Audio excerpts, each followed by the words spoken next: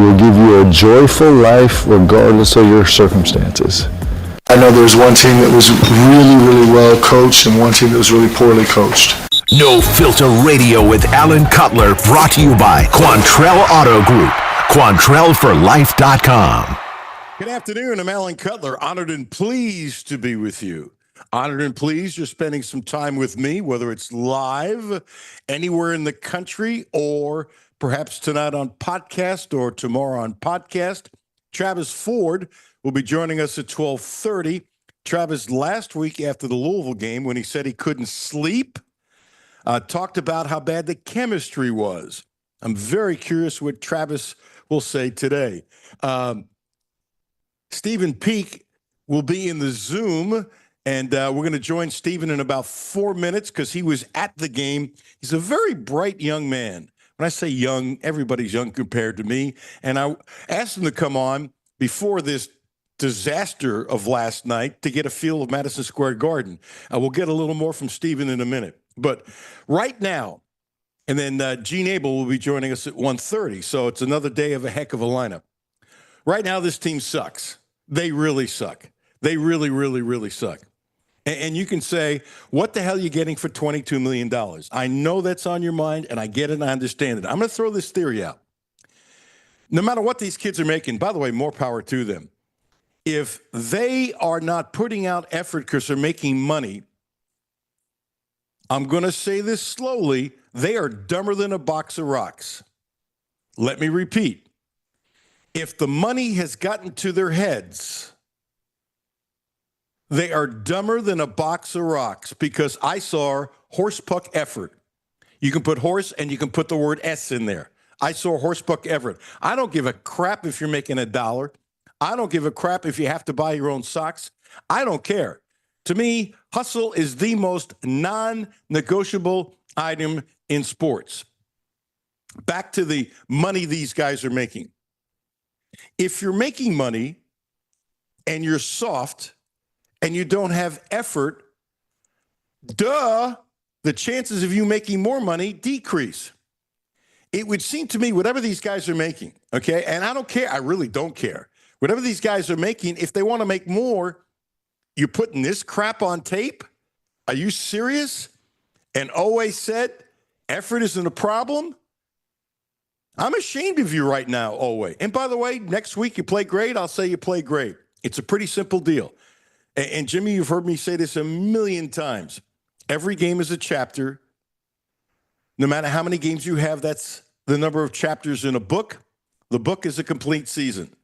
There might be a little epilogue afterwards based upon something that happened or didn't happen. I've been saying this for decades. Right now, it was so bad last night, these kids ought to be ashamed of themselves. They really should, by the way. And I hope they are. And by the way, all of us in life at times are ashamed of ourselves for something we did or didn't do. You know, but I still can't stand when somebody says, that's not really me. Well, guess what? Last night was really Kentucky basketball. All the time? Of course not. Can it change? Absolutely. Is the season over? No.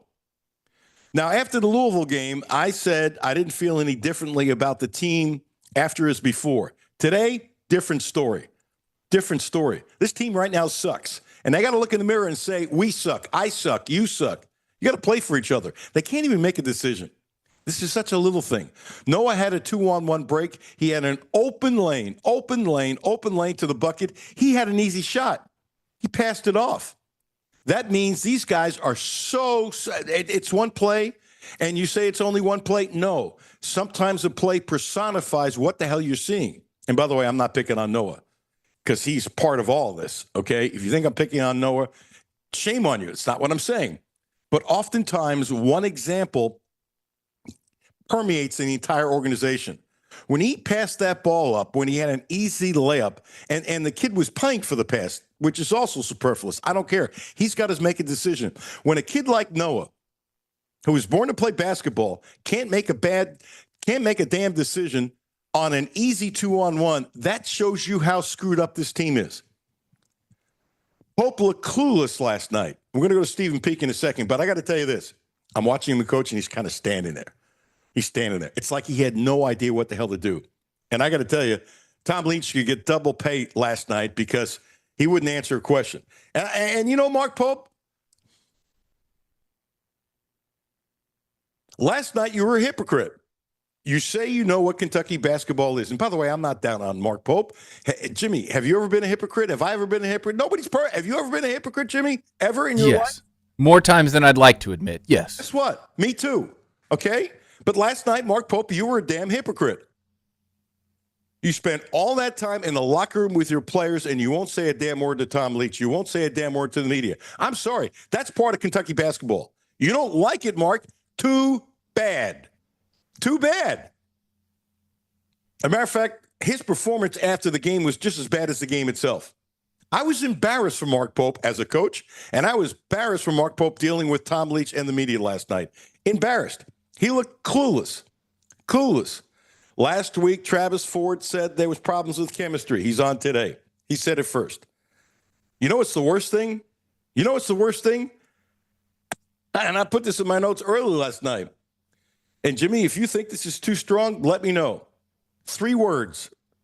3 words in caps in my notes. 3 words. Tuned him out. Tuned him out. This team is not listening to Mark Pope. They're not. They're not listening to him at all. This is disgusting. It's absolutely disgusting. The season isn't over. It's not. It's not. And by the way, when they play Friday night, Matt Jones, if you tweet again after a cupcake that they play good defense, I want to throw a pie in your face. What did I say when he said that? It means nothing. You're supposed to play good defense against a cupcake. Let's see how the defense is against North Carolina. Okay. Oh, they played good defense against a cupcake. Shut up, Matt. Seriously, shut up. That's just dumb. Jimmy, should we applaud somebody for playing good defense against a cupcake? No, I feel like that's like applauding someone for waking up in the morning for work. Congratulations. You did what you're supposed to do every day. Great job. I'm sorry for laughing over you. Jimmy, that you just topped me. I like it. Really, when he put that tweet out, and I went back at him. Really? Shut the blank up, Matt, sometimes. You talk too much. You really do. No, they played great defense against a cupcake. Jerk. Seriously. Look in the mirror, Matt. And by the way, he was talking about Travis Ford in an interview, and he just couldn't say that happened on my station, and our station, and my show. When I take something from Matt, I give him credit. That was weak today, Matt. It was weak. Stephen Peak. Hello, Stephen Peak of KSR. This might be your last time on the show, but that's okay. Stephen, how are you this morning? He's just joining in now. Stephen is just joining now. I thought he was already in. My bad. My bad. By the way, this is a little thing, but Jasper played 13 minutes. And, you know, he had 8 points, only a -3, no turnovers. I was surprised. A minor thing. I'm going to talk about changing the lineup, but I have been saying for weeks and weeks and weeks and weeks and weeks, weeks and weeks and weeks and weeks and weeks, weeks and weeks and weeks and weeks and weeks that Brandon Garrison shouldn't start. I've been saying it for weeks. Now everybody finally is on board. I have a feeling somebody I'm about to talk to is in an airport. Stephen Peak, how are you, dude? Doing okay, Alan. This is the third time now I've been in the Newark airport after a Kentucky loss. Third straight time. It doesn't get any better, and that one might have been the most disappointing for what the expectations were going into this season and the performance last night. Yeah, Michigan State hit some threes. But, Alan, you're right about what you said. I was actually interested to hear your whole monologue. I was fine with staying on hold for a second. I was letting you cook for a little bit. But I mean, what's the identity of this team? What are they good at offensively? Let's just start there. Like defense seems to be a mess, but what are they good at? And getting the ball in the basket. I know they scored 80-something points against Louisville, 88, and last night they played a good Michigan State team, a good defensive team in Michigan State. But I sometimes look on the floor and I go, well, all right, well, how are you? How are you going to score? Do you feel the same way? Yes. Now let me throw a couple things back at you. Okay, this is not all because Lowe isn't there. And by the way, can I give you a suggestion about flying? Don't fly out of Newark ever again. Try another. Try like LaGuardia, JFK, and see if Kentucky wins. Seriously. Yeah, you're right. You're right. Got to switch it up a little bit. Yeah, you need to switch it up. Not that I'm superstitious or something like that. Look, I've been saying for weeks that Malachi needs to start. Garrison shouldn't. And let me throw this at you, and then I'm going to answer your point. I didn't say this enough. I got to be honest. Didn't say it enough. But early on, I said I actually like Diabate. And first of all, I would put a chastity belt on him. I'm not sure I'd ever let him shoot a three again. That's a little too strong, but he shouldn't be hanging outside at all. The kid is tough, okay? He got 2 rebounds in 20 minutes. That sucks. I want him around the basket. He's got tough New York City. I don't want to see this crap him outside. He was actually 4 for 5 when you take away the threes. You know what? He's 6'7", and he's strong. And I have no problem making him the backup center. Listen to me. Backup center. Garrison can get splinters unless, when you stick him in, when you're up, see if he changes. Because you don't bury a kid, but you can't play him. You cannot play Barry Garrison. You just can't play him. Can't play him at all. And so now, if he changes, I'm not closed-minded to say get rid of the kid or anything. No, that's an awful, cruel thing to do. But suppose, look, I don't know who said it first, but the biggest weapon a coach has is the B-E-N-C-H. B-E-N-C-H. I'd stick his Fanning on the bench. I don't know if I play him for a couple games. And then, in a situation you're up, let's see if he goes and hustles. I don't want him bringing up the ball. I don't want him jacking up threes. He's 6'10 plus. Act like you're a big man. Act like you're a big man. I don't want him dribbling up court. I just don't. Why?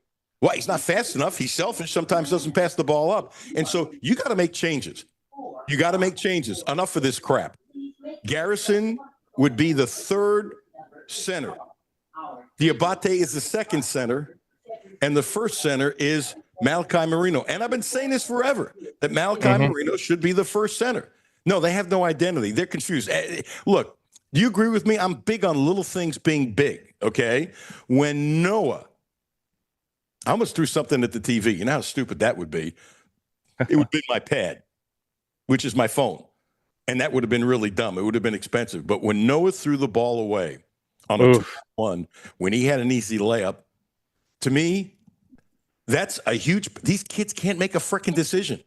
Yeah, what are you uptight? I got to pass it to my teammate. No, you don't. You got to do the best thing for the team. And the best thing for the team is take the damn ball, take it to the bucket. When he was in high school, he would have scored. He wouldn't have thought about passing. Wouldn't have thought about passing. That doesn't mean you don't pass. There's a time and place for everything. That was – I want to tell you something. Him trying to pass the ball last night was actually selfish because he was too concerned about the team. No, you do what's best for yourself, and that should be what's best for the team. I'm not saying you don't pass. I'm saying when it's obvious, and when you have a situation where kids been playing basketball since he's 3 years old, and you don't know what the hell to do on a fast break when you knew what to do in 8th grade, that tells me these kids are so damn screwed up it's not even funny. You agree? Yeah, and they got in their heads last night, and and when you get these post game press conferences or these press conferences where Mark Pope is hinting at what some people could say is locker room turmoil. You can say whatever, really, you can say whatever because we don't know what it is, and he's just left it open for people to take guesses at. I mean, I've seen all kinds of rumors. I definitely think that they get in their head. I mean, last night. Here's the thing, Alan. And this is something that I don't want to put it too much on last year's team. That team was kind of thrown together and all that stuff. 14 of the 19 games away from Rupp Arena, Kentucky's losing at halftime. I mean, you can't do this. You cannot continue to try to claw your way back. Yeah, it's great that you cut the lead from 20-4 against Louisville, and they tried to claw back last night and got it down to 10. Had a chance to maybe get it down to single digits. You just can't keep doing this and thinking that you're going to be able to claw your way out of it. And I think 14 of those 19, they've lost all but 3 of them. And it's not even slow starts. They started fine. They were up 17-14. And then we get into mass substitutions. And then they're making a run last night to come back, and we take Malachi out. And you put in Garrison. And then the run stops. Do you think are we subbing too much? Yes. There's too many rotations, and guys there's no continuity. Yes. Is my answer good enough for you? Yeah. Yes, sir. That is good. It's frustrating. It's frustrating. This team should be better.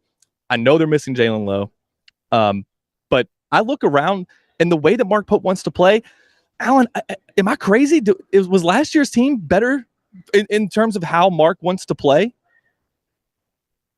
Well, last year's team, if Butler was healthy, when healthy, if Creaser was healthy, if I think they would have pushed the ball. I'm going to say this softly and with kindness, and I'll let you tell me if you think I'm being wrong. He talked about getting across the midcourt line 3.5 seconds last year. It never happened. Never happened.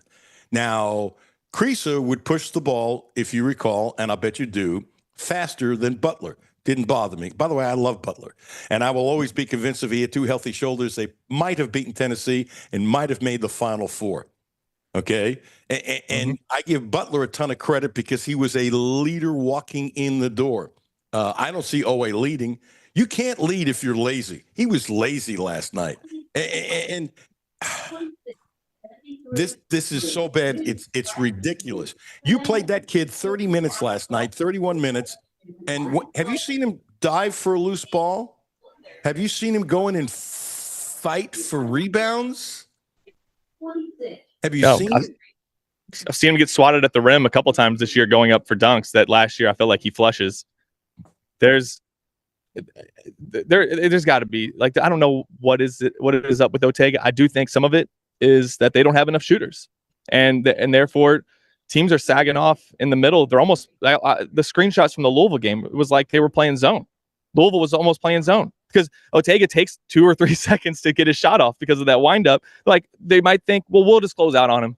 He shot 2 of 4 yesterday, but it's more that there's not the guys around him that have that gravity that Mark Pope talks about that can open the lane for Otega to do what Otega does best.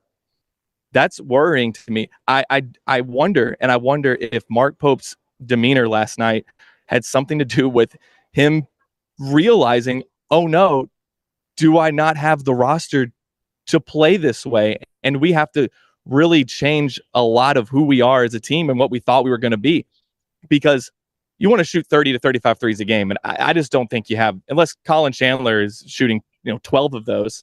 I just don't know if you've got the guys to be able to do that. We're getting, it's still a low sample size, but we're getting enough data right now that's like, maybe, I know he doesn't really worry about shooting, but maybe this is an issue. And because of that, I think it's hurting you everywhere else. I'm worried maybe that Mark Pope may have overcorrected, trying to get more toughness, get better at defense. Because if you're not going to even do the defense part well, now you don't have a good enough offense to keep up. Well, Chandler has another problem, and I love Chandler. He's a walking foul machine. Yeah, it's not good. He's a walking foul machine, and he played 25 minutes, and he had, by the way, to slightly correct you, he was 2 for 5 from downtown last night. Okay, there you go. No, it's all good. You almost can't start him because you're worried about him getting in foul trouble. I'm serious as a heart attack, and I think it's affecting his shot a little bit, and he's not going to continue, the season shooting over 50% like he was for a while and that kind of stuff, but that's neither here nor there. That worries me at all, a lot. And, Aberdeen 1 for 8 and 1 for 5. Look, Diabate is not a three-point shooter. I don't care what his numbers were last year. Here's where I think one of the problems is. Last year, we said this many, many, many times. Players admitted it many, many, many times. Last year, guys needed to prove that they belonged here. I think there were some guys last year, and I give credit, overcame an insecurity that they were good enough to play here. That's not an easy thing to do as a teenager. It's not an easy thing to do it as an adult. I actually applaud them, and there was a togetherness. Now I'm looking at always gone from being an extra piece to the guy. Maybe he can't handle it. If you're a leader and you're not giving effort right now, Owe needs to look in the mirror and say, you suck. Now, can he change Friday night? Yes. But if he plays great Friday night, I'm going to say, well, that's nice. Let's see you do it against North Carolina. This is Kentucky. Playing good against a cupcake has never meant anything to me at all. And I'm not changing. That's my opinion. And some guy said I was too negative. You're too negative all the time. No, I'm not. No, I'm not. Play good against North Carolina. Play good against Louisville. Play good at Madison Square Garden. If I didn't know better, I'd be concerned these kids can't handle pressure. That's always the case for Kentucky players, right? That you worry about that. But you're right about having to wait until North Carolina. I mean, now as a Kentucky fan, you got to sit with this all the way to December 2nd because you're not going to get anything out of Loyola. Is it MD? I'm not even. Is that a Maryland? And then you got Tennessee Tech. I'm not learning anything in those games. So now you have to wait until what you see in that North Carolina home game to see if they've made adjustments. At some point, you think you can bring Jaden Quinton's back, but I feel even kind of silly talking about him right now because, I mean, he's not a part of the team right now. I mean, he's on the team, but he's not going to play. Probably not. I mean, at the earliest, mid-December. So I don't think you're going to have them for North Carolina or Gonzaga. And I think the pressure is going to mount. I'll be shocked if he's here before January 1st, and I will stand by it. Whatever they need to do, it needs to be safety for his future. I always believe that at players. Let's say he comes back January 15th. Okay. He's going to have two issues. One, the mental issue is going to be difficult. It just is for everyone. How you handle it, everybody's different. Can I play and not think about my what, and will I get some sort of problems because of I don't have confidence. And the second thing, I don't care how much you spend time in a pool, walking and stuff like that. It ain't game shape. And he hasn't played in it's going to be close to a year he hadn't played. And so I'm not if he's on the court at January 15th, my goal for this kid, he'd be 100% 1 month or 6 weeks later, which is basically about the end of the season. If he's cooking before Vandy and in a rotation and doing the things you hope and expected, and so now you're leading to March, that's good. I've always pushed this kid back. I just do, and I made this big deal yesterday. You need to let Lowe heal. And if he starts playing with a brace, he keeps on bumping it, keeps on injuring it. And if I'm going to tell you, I'm not a doctor, but I know something about shoulders because I've had 2 reconstructive shoulder surgeries. If he starts playing next week with a brace and they say, can he tough it out? I'm not questioning the kid's toughness, but he's going to get bumped. People at times hit Butler on purpose. That's the way athletics is. And so he's not going to heal. And if they say we're putting off surgery to the end of the season, if they say that, I will scream because then will the kid be ready for the following year? You need to take care of that kid's shoulder 100%. And if he doesn't play the rest of this year, but he's 100% for next year, God bless, more power to him. That just where I'm coming from. Did you get a feel around Pope last night? Did you get a feel for Kentucky fans? Because, Stephen, one of the things that you're really good at with your videos for KSR, one of the things you're really good at is a feel thing. You have a good feel. What was your feeling? Around Kentucky fans, it is going into the game, it was, we need this one. We've had a run of bad news, losing to Louisville, losing Jalen Lowe, having these weird comments from Mark Pope. The Big Blue Nation needed that win last night. And even if they'd won by, 5 points, 1 point, really, they just needed that win. And not only did they not win the game, they were never in it. I mean, fans feel really dejected. Our KS board was a mess last night of toxicity and negativity. We are 10 years removed, not just from a Final Four, but from getting a 1 seed. And I keep saying, if you don't get a 1 seed, your odds of winning the national championship just really go way down. Since Kentucky won in 1998, I think there's only been 4 schools who have won the national championship while not being a 1 seed. So there's a little bit of panic right now. Now around Mark Pope, his demeanor didn't give off panic necessarily, but if I'm reading between the lines of what he's saying and how he's carrying himself, I would say that he probably is wondering, all right, well then how do we fix this? We're not a good 3-point shooting team, and it looks like we're not that good of a defensive team. So it just doesn't feel great, and that there's going to be so much pressure in this North Carolina game now. You have 6 non-conference games that really matter. I kind of thought splitting them, going 3-3, because only one was a road game and it's in Louisville, so you're gonna have half the place, or 30% be Kentucky fans. So you really don't play a true road game in any of these 6. Going 3-3 with the amount of money spent on this roster would have been a disappointment, in my opinion. And now 3-3 would be, I'll take it. That would be great. It means you had to fix something. So vibes aren't great right now. It's still very early, and I keep trying to tell myself that, but there are signs that this isn't at least the team that we thought they were going to be. Can they still be good? Yes, they can still win a bunch of games, and they can maybe get on a winning streak, lock up a 3 seed again, and maybe even a 2 seed, and win some games in March. This can still be a really good season. It's still too early for anyone to be throwing in the towel.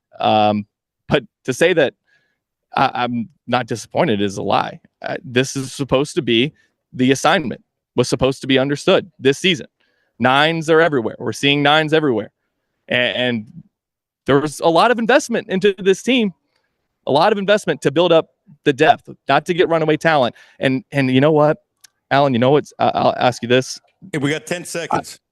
I'm worried that maybe in the era of the freshmen coming back, best freshman class in a while, did we get, do you need to get freshmen again? Do you need to get talented freshmen again? I wonder. Well, Marino's a talented freshman. Stephen, he is. Have a safe flight back, and do not fly from Newark next time. Trust me on that. Won't do it. Hey, thank you, sir. I appreciate you, dude. Keep doing what you're doing. You have a very interesting perspective, and I enjoy your work on KSR. Thank you. Appreciate you, Alan. Thanks, man. Safe flights. Travis Ford is in the hopper. He's coming up next. Can't wait to hear what Travis says.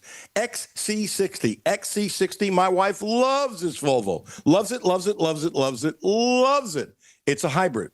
Best car we've ever had. Best we've ever had. And I keep on joking. I thought I was going to get to drive it today. I'm not. I got to drive it yesterday. Jimmy, I didn't go 6 miles, but I got to drive it 3 miles up and 3 miles back.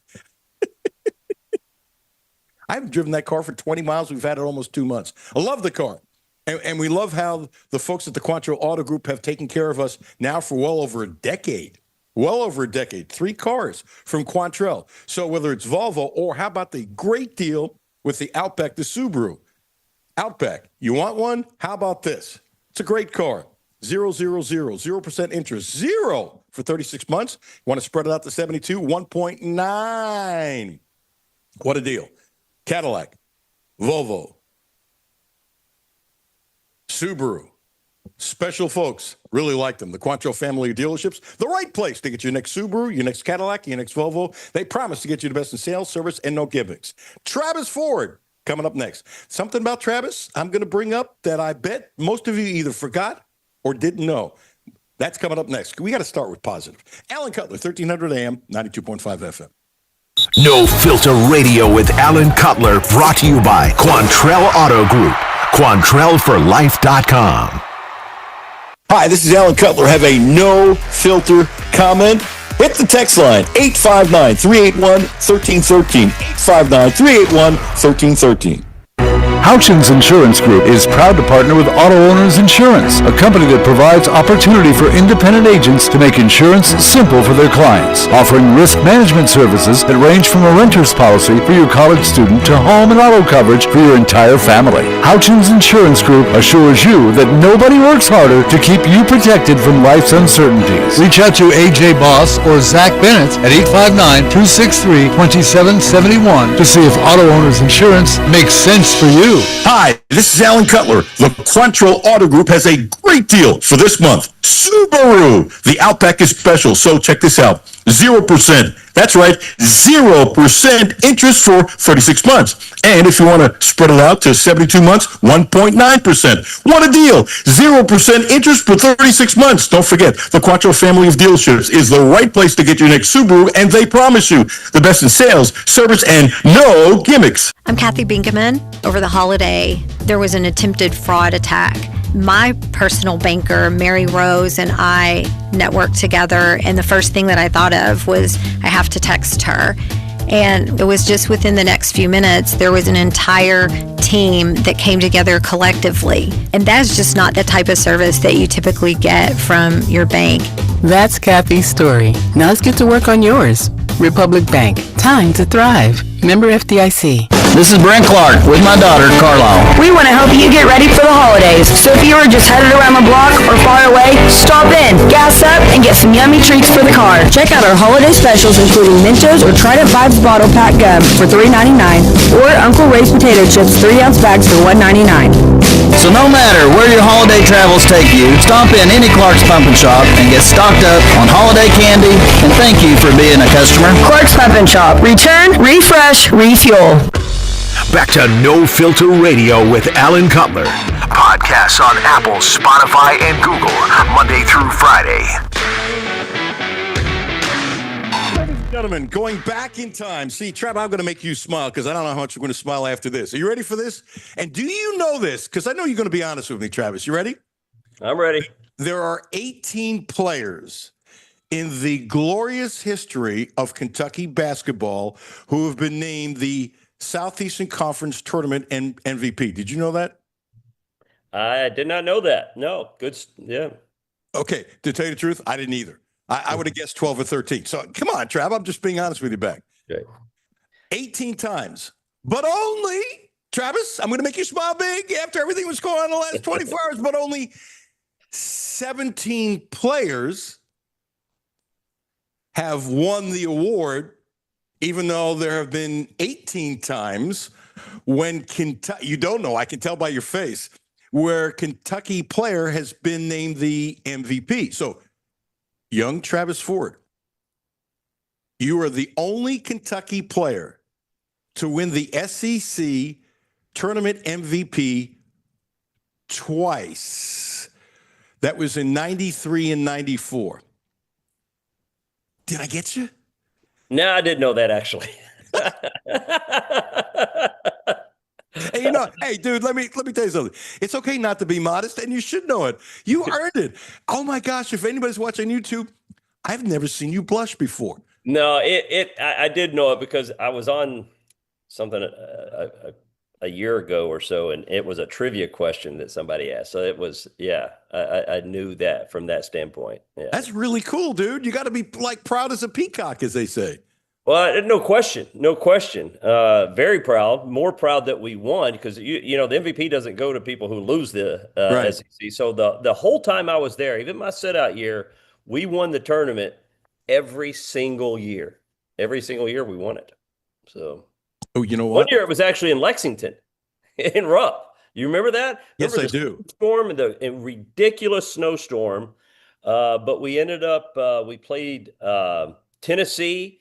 And we beat them by 70 or so. That was Allen Houston's last game. Yeah, okay. Todd Sabota outscored Allen Houston in that game. That was the headline. I think one of the headlines. Todd Sabota outscored Allen Houston. Then we Then I think we beat maybe LSU and then Arkansas, who was really, really good in the finals. And that's year we end up going to the Final Four in 93. In 93, that was actually in Rupp Arena. Last time it was ever held at one of the college campuses. And it'll never happen again, especially in Lexington. No. Okay, I'm sorry for stepping on you, but I have not looked this up, I promise. Now I'm going to look it up in a second. I believe the score against Tennessee where the place was empty because you couldn't drive in. It was in middle of March, a crazy snowstorm. I do remember that. Crazy. 101-44 is what I remember. It was bad. I remember it wasn't good. It was good for us, but it was bad. It was it got out of hand pretty quick. Might have been the only time I've ever felt bad for Tennessee. But you know what I was thinking on that day? I covered 2 Kentucky football games 2 years in a row. The combined score was 100-0. And in those 2 years, I learned I'm not much on hate, but I learned to hate the song Rocky Top. Yep. But and I'll go back. I think it was that year. I'm pretty sure it was that year that Tennessee had beat us at their place. We're up 3. They're at the foul line with like 4 seconds to go. They make the first one. They're up 2. We're up 2. He misses the second one on purpose. They get the rebound, throw it up, goes in, and we foul him. And they scored like 4 points in a matter of like a second. And they ended up, I think that was year. We would have went to number 1. I think we were number 2, and Indiana had lost the night before. We would have went to number 1 in America if we'd won the game. So. Ooh, I don't remember that. By the way, I was crazy game, and one of the things I remember most about it is in the locker room after the game, we're waiting on Coach Pitino, and we're thinking, oh, we're about ready to get. We can't imagine what this one's going to be like, and just literally, you're sitting there, a bit scared, like and he literally walks in and says, "Let's get out of here." And he liked Wade Houston a lot. If he said, "If we saved a good man's job tonight, so be it. Let's get out of here."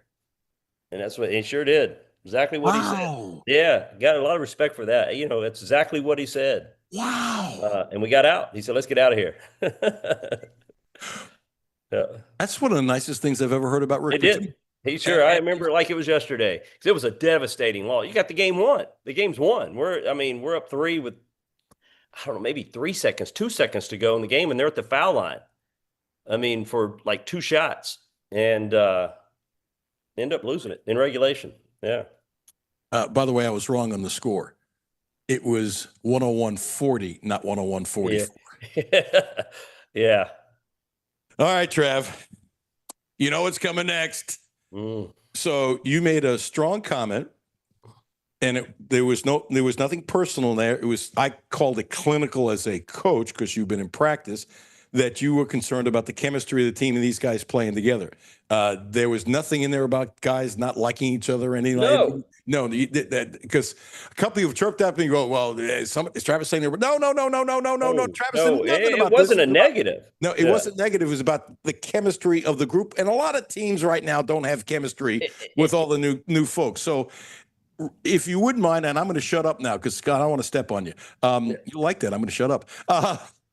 Say what you said last week, and now amend it or don't after what happened last night at Madison Square Garden. Yeah, no, it has a lot. I think it has a lot to do with chemistry. Some people were talking about the identity of the team.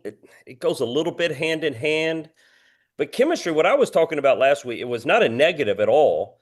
And a lot of people take chemistry as, a team likes each other or don't like. To me, that's a very small part of it. Yes, part of chemistry is them getting along, which I think they get along great.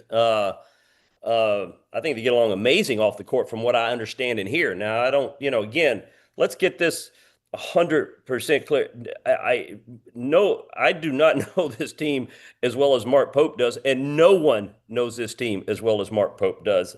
And I'm talking about strengths, weaknesses, good, bad, internal. Mark Pope knows his team. He'll figure, no question, he'll figure this out. But chemistry, what I was talking wasn't a negative because it takes every team has a different barometer of when they can reach their best chemistry. And I think chemistry is a big part of success, I've always thought you have to have good chemistry. Now, what does that mean? It means a lot. And I first think it starts with guys understanding their role and accepting their role, and they all complement each other in their play. You have a defender, you have guys that are going to score, you have rebounders, you have all these things. So let me put that in perspective with this year's team versus last year's team. You look at last year's team. Lamont Butler was a proven Final Four starting point guard, all-conference player coming out of San Diego State. Amari Williams, 3-time Defensive Player of the Year in his league at Drexel, 3-year starter. Kobe Berea, an all-conference Atlantic 10 player at Dayton, big-time player. Andrew Carr, second leading starter at Wake Forest, second leading scorer at Wake Forest. I can go down the line.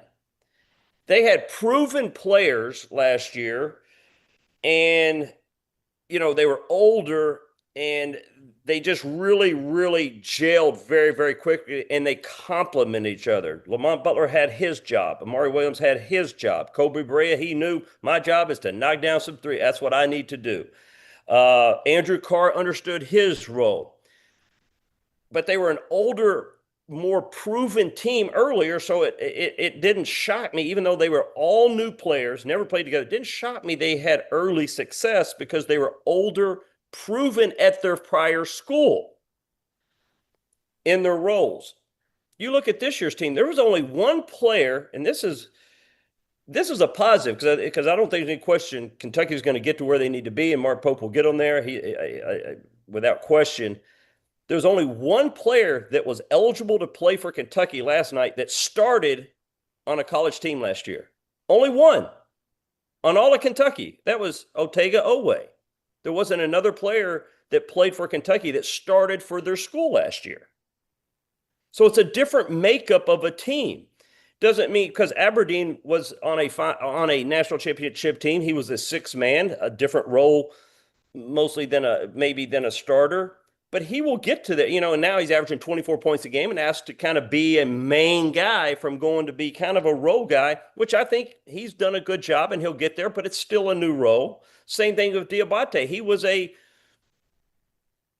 role player for Alabama last year. That's what he was on a really good team. That's what he was, and now he's working to take that next step, and that's going to take some time. You look at Colin Chandler. He played, 10, 11 minutes a game last year. He's a starter, playing 22, 23 double minutes than he did last year. This is new to him. All this is new to this team. They will get this. Last night, they were playing against a Michigan State team that had all their players back, pretty much. I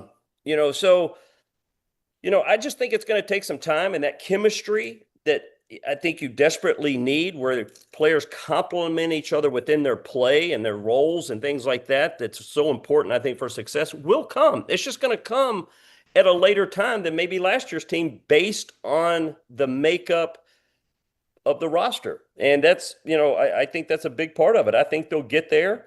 I think, it cannot be forgotten that Jalen Lowe is a major part of this team. I hope he can get back. I have no idea what's going on. I don't know. I have no idea. But what he brings to this team is, I've talked about it in depth, that he does things nobody else can do. And if for some reason he can't play, then I think there's things to figure out. And I think it would start on the defensive end. I just think Kentucky has the ability to be a really, really strong defensive team. Really strong. It hasn't shown. You're probably saying, what are you talking about? They've given up, these. But if you look at, if I was, if you're going to concentrate on, if you're all right, where do we start to get better? You can't work on everything. I think the defensive end is an end where I would spend 90 minutes and go back to the old school, diving on the floor, loose balls, and one-on-one full court. And because I think they've got some lineups that could be really good defensively. And, if that were to become possibly an identity of the team. So. Okay, Travis, you ticked me off. Yeah. You want to know why?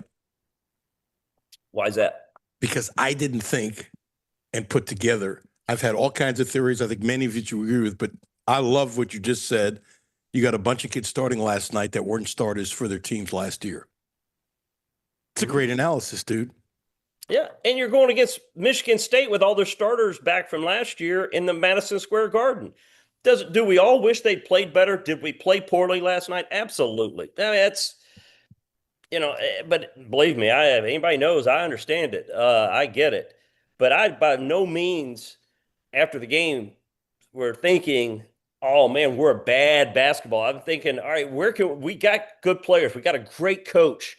And I think he's going to excel in this moment and I think this is one of the things Mark Pope is really, really good about, is is the psyche of a team, and pushing the right buttons. As a coach, there's so many, I think we all know different X and O's, and there's 1,000 different ways to do it and everything, but pushing the right buttons is such a key. Pushing the right buttons at the right time is such a key, and that's pretty broad, but I think Mark Pope is really, really good at that. For me, after the game, I was more thinking, gosh, yes, we didn't play well. There's some things that, yes, were a little disappointing. But hey, where can we go from here to get better? Because I think there is a high ceiling for this team. I do. It's, these are not been easy games that they've played. There's no excuses, but they're not, at this point in time, Michigan State's probably a better team than Kentucky right now based on the makeup of the team. The season isn't over. I stand by that. Before you did this beautiful rant. Seriously, Trav, that was a beautiful rant. I still think they can become a really good team. I think right now they suck. I know you don't use those words. I do. Do I think it could be totally different by January 15th? Yep. I do, by the way. Oh, absolutely. I absolutely do. And some of the stuff on social media, it's not worth repeating. You can, let's put it this way. You're frowning. You could write a script without even it's interesting and it's true. And people probably don't believe, as a coach, when I was coaching, I didn't pay any attention to social media, never looked at it, really didn't. We all have people who put stuff on there for us, but you never get on it, especially during the season. Yeah, at least I didn't. And most coaches I talk to, we don't know what's going on.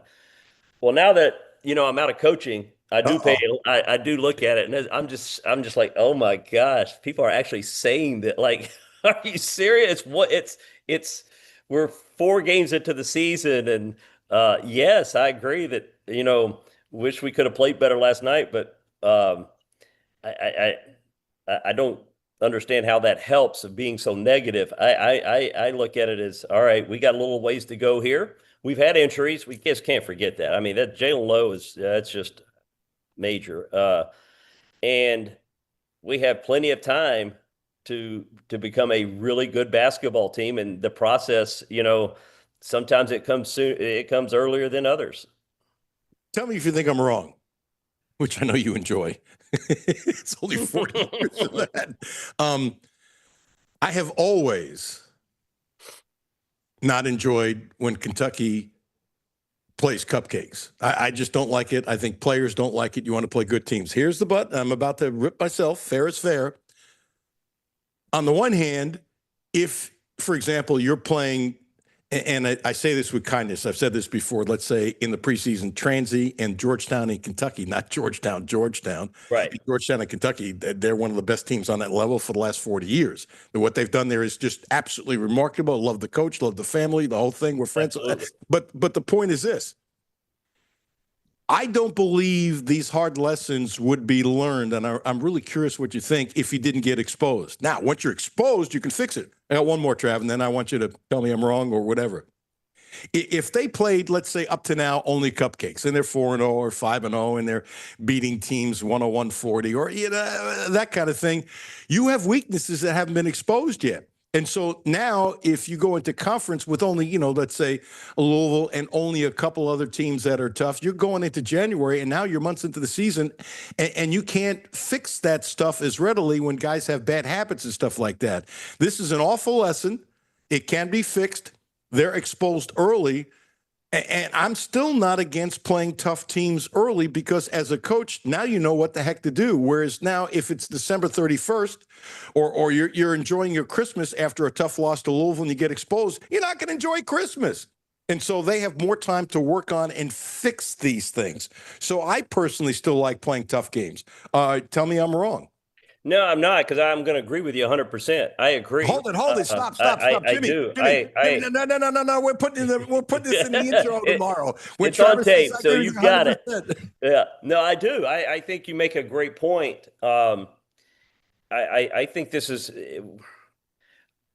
first of all, scheduling is one of the hardest things there is out there to do. Scheduling is very difficult, and you always schedule a lot of times based on what type team you think you're going to have and everything. Well, Kentucky's a different deal. Kentucky's always, is going to have the expectation to be very good every year. So, go back to the Purdue exhibition game. After that game, everybody's like, wow, we're going to win the national championship. This is, and then you have the Georgetown game. And I said, we're somewhere in between. And I did the Georgetown game for the TV, and I said, we're somewhere in between. We're not Kentucky may not be as good as what they maybe showed versus Purdue, and they're not as bad as what they showed against Georgetown. We're somewhere in between, and I knew that, and I felt that way based, again, on the player. It's going to take a lot of these players a little bit more time to really get into their role. I don't want to say buy into their role of really adapting to their new role, because every single player except Owe, every single one of them except Owe is in a different role than they were last year. Every single one of them, except me, pretty much. And Kentucky. Yeah, I was telling somebody this morning. Kentucky's schedule is interesting in that they have really, really easy games and then really, really hard games. There's no in-betweens. Like, you're going to win by 4. I think they've beat Nichols and Valpo and Eastern Illinois by like 60. And then you've had to play Michigan State and Louisville. I mean, that's like, you're talking about winning by 60 and then playing top 15, top 10 teams very, very quickly. And that trend is kind of continue a little bit here, where you're going to play games where you're supposed to win by 30 or 40. And then you got the Carolina, then you got the St. John's, and you got the Indiana, and so you're just not going to be able to tell much by the Eastern Illinois games and the Valpo games. They're going to learn a lot about themselves with these tougher games, no question. And as hard as it is, as a fan, and things like that, to see, you may have to go through some lumps to get to where we need to be. I just think it's the makeup of the team. Nothing else. I don't think it's not the coach. Mark Pope is the perfect guy to figure this out. He'll figure it out. We've got good players. It's just going to take some time. I do. I think it's going to take some time to really everybody grasp that, all right, here's what I need to do to help our team be successful. I just don't think we're there yet because of that. Your rants, all of them have been beautiful. Am I allowed to disagree with you with one little slight thing, and then you're going to tell me I'm wrong? And do I have your permission? Absolutely. Absolutely. I can handle it. If your dad is listening now, I don't mean to get crazy on you.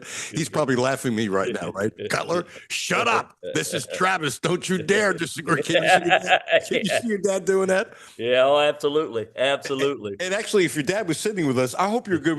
This is freeform, I thought. If your dad was sitting with us, I could see him leaning towards me and getting in my face. You're disagreeing with my son? What do you know about basketball? You never played. He would have done that and then turned to me in private and said, he's right, but he would have. God bless your dad. I didn't plan this. You know that. That was great. It's great. How I feel about you and your dad. Oh, absolutely. Absolutely. Okay, so I'm going to disagree with one little thing. Yes. I believe Owe is in a different role. Now, your rant about twice in a half hour, you agree with me? Travis, you okay? No, you're right, because I talked about that last week on the show, that, it's a different role from that. But I'm talking about just starting, and I'm not I'm seeing a bunch of this stuff about, and hate about Marino needs to start and all that. That doesn't matter. Yeah, is Marino playing great? Is Marino probably one of the more valuable players on our team? Absolutely. But whether he starts or not is so irrelevant. It doesn't really matter. And I talk a lot about starting. I've talked a lot about starting already on the show. I'm just talking about the role of minutes played last season, starting. Owe is playing pretty much the same minutes and starting where everybody else's level has been raised. Like, hey, we're expecting more than you were last year. I don't care if you were at Alabama, Florida, wherever you were. We're expecting a whole lot more out of you than you did last year. And I agree what you're going to say about Owe. Tell me what you're going to say about why you think Owe's in a different role. Because he's now the guy. He's now the leader. He didn't come here and as a leader. He came in here trying to establish himself. I did say as soon as he came in that he was going to surprise everyone because he's a great athlete. He was ready for this. He works on it. What I'd like to happen is that you fly to Lexington and spend a week with him in the gym to help his shot. And I think the shot is now in his head. But that's me. But I think he's a really good kid. Really, I think he's a great kid. I like I said last week, I agree with you. I think he, when you're a preseason player of the year in the SEC, and there's his expectations by everybody else, and sometimes players try to go play and live up to that rather than just do what they do. And let that speak for itself. And I think that's an adjustment for anybody. But I'm a believer in Oweh. I think he's an NBA player. I think because of his body and his defensive presence and his physicality and athleticism, he'll get there. And Alan, I've sit there and I've watched him in practice. Boy, in repetition shooting, which is totally different than game shooting. That he can really he's really worked on his shot. It looks good when he goes into an NBA camp next year and they do tons of repetition shooting. It's going in. It goes in. You look last night, his open shots, every one of them went in. His open shot, it's more of his probably shot selection, I would say, and him trying to do some things maybe that I don't think is maybe his strength one-on-one wise that makes him kind of look bad and everybody's on him. But if he's open for a three, I think it's going in. And if he's open, I'd love to see his numbers. I mean, they're pretty good. So he'll figure it out. I think he's a great player, smart person, and like you said, a really good guy. And, but as I said last week, he is the leader of this team. I don't know where else you look. He needs to be, for sure, without question. And he even admitted last night, and this really shocked me, by the way, that his effort wasn't there. So this is what I did. After the blue-white game, he was on minute restrictions and stuff like that, and people saying he wasn't playing. I'm going, everybody needs to take a chill pill. The kid is a great athlete. He hasn't run in 3 months. And so you can't expect the kid to all of a sudden be in game shape after not running in 3 months. And I said, you got to give the kid a month. Yeah. And I really, you can come on, you can go in the pool and walk all you want. It doesn't mean squat until you're on the court. And so I really had last night zeroed in like, okay, he's now run enough, unless there's a lingering problem with his injury, and I'm not suggesting it because he's running, that he should have been fine by last night is my thought process of it. But the effort thing, it's like you have a really good kid who's got all this talent, and for whatever reason, and who doesn't go through this, he looked lost last night. Effort was something going into this year I never thought would be a question. I'm trying to tell you, I respect this game tremendously. I thought this would be a step up this year. He's strong. He's got a good mind. He's a great kid. He's doing things for the right reason. He sincerely wants to win number 9, but he looked – when you have a kid like that who doesn't give effort, and that wasn't even ever a thought in my cranium that would be a problem. Yeah, and I saw that, and I was a little surprised he said it because I didn't necessarily see that he wasn't playing hard or anything. I didn't necessarily see that. He would obviously know better. But I think you're right. He went through some injuries, no question. But again, let's go back to what we were just talking about. I think he's dealing more with what he needs to do within this team compared to last year's team, what he needs to do now, because that's all that matters to help this team be successful. And sometimes in your mind, you may have an idea of what you think might need to be done, especially when you're the SEC preseason player of the year. You might think, hey, oh man, I got to go out and get 20. I got to do it. That's not necessary. I don't, again, the strength of Kentucky's team or whatever success they're going to have, and I think it's going to be a lot of success, is by the whole. I don't think there's no one on this team that's going to go out and average 16, 17 points a game. And I'm not even going to say 20. I just think if they could get to the point where they have 4, 5, 6 guys that are between the 8 and the 12 number and really dig in defensively and let that be an identity for them. Let the defense be an identity for them, and then have those guys averaging between 8 and 12. Then you maybe get Jalen Lowe back and Quayton's and then things like that. Then I think the team starts climbing. And I think they will do that because they're still trying to figure it out. And it's all the chemistry deal as well. But Oweh, I just think he's still trying to figure out, how do I play with this team? Whereas last year, it probably came a whole lot easier. It was a whole lot easier because maybe you were the 3rd or 4th guy on the scouting report for the other team, where now you're the number 1 guy on the scouting report, and maybe you feel like I got to go out and do this, got to do that, where just let your own personal ability, whatever that may be, take over, not something else. Last one. This is a real opportunity to tell me I'm out of my mind. I'm trying, Trav. I really am trying. I said this a while ago, and I didn't push it. So I just being honest, but I have said many times for weeks I would have started Marino over Garrison, and I heard what you said about starting and whatever it's minutes, and then that's all good. I have a different theory. I don't want Diabate shooting threes. I think the kid is one of the tougher kids on the team. He's got New York City toughness. He's built sort of like a football player, and I'm not against, and I like a small lineup at times. And I would like him better. I'm not saying you shouldn't start, but I'm sure in your long career you had to do some of the stuff that you started, then became a backup at a different position.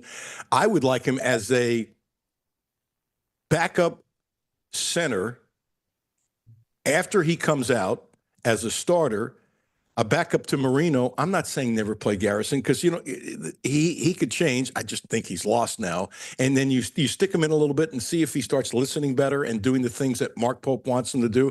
I don't love his jacking up threes early. I don't like him bringing up the ball. I don't like when he brings up the ball and he selfishly dribbles instead of passing up to a guy who's ahead. I don't like that stuff. He's got to fix some habits. I think he can.